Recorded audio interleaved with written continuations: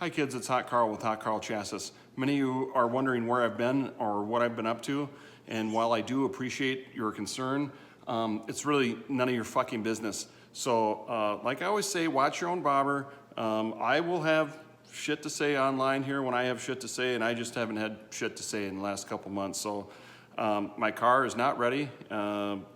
We are not racing for at least another month. So tonight we're gonna do a taste test, because I feel like getting fucking loaded.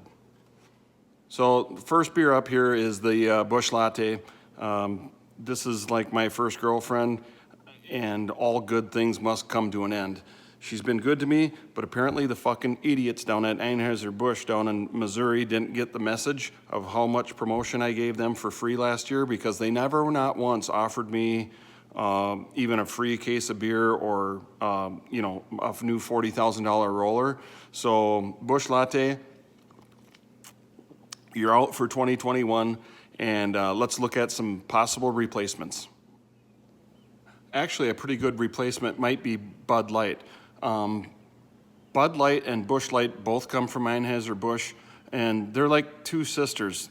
Remember when you'd see two sisters and one was really hot and the other one could eat an apple through a fucking picket fence? She was so ugly. Well, that's the way Bud Light tastes to me. It's really sweet and bitter tasting all at the same time, and it gives me the shits. If I'm gonna drink 19 to 24 beers in one night after a B-Main win, Bud Light, I just can't stomach it. It gives me the shits. So Bud Light, you're out. So far, Anheuser-Busch is fucking batting zero. Up on the docket is Coors Light. Now that seems to be a natural competitor to a Bush Latte.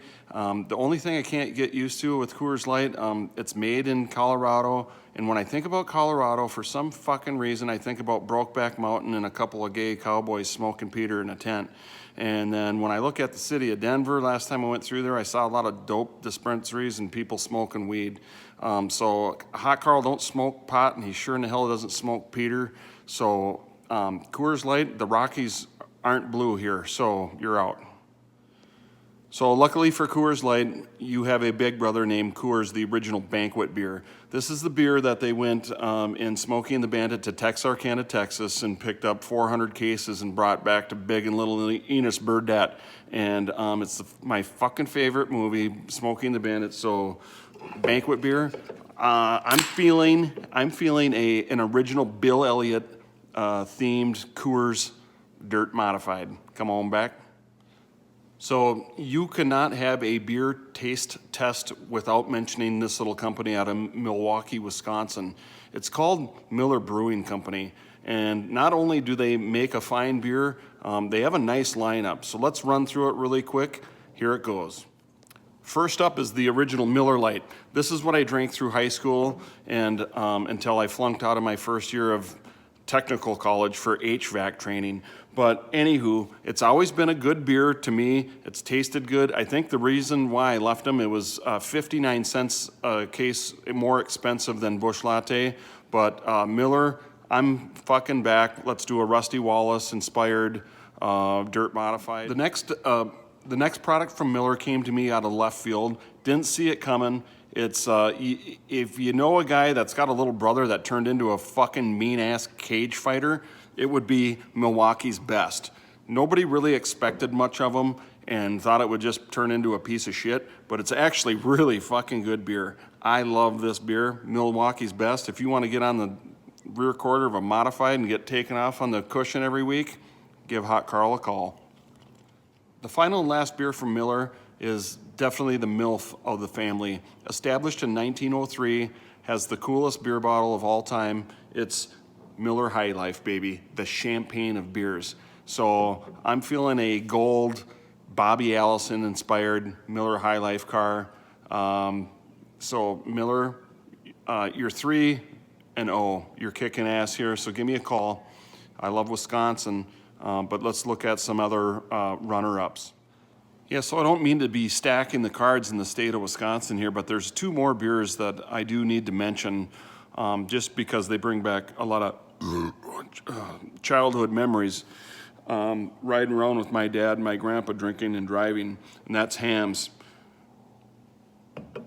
Every time they left the garage, they would have one of those be sit between their legs. My dad had a 70 GMC with a 3-speed on the tree.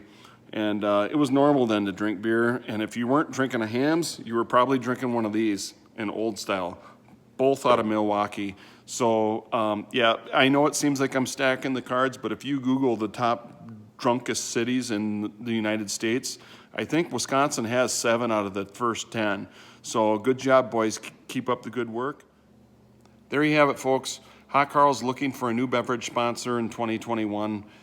So if anybody knows anybody in the state of Wisconsin or any of those fine beer companies that I spoke about, give me a call, shoot me an email. Don't message me through the fucking Hot Karl page. I don't look at that shit. I especially don't listen to you fucking idiots on the internet that are bitching about stuff I say or do.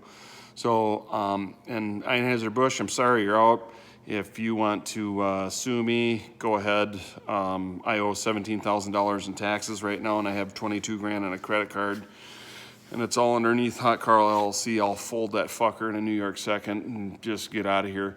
So that's it. Hot Karl Chassis, over and out.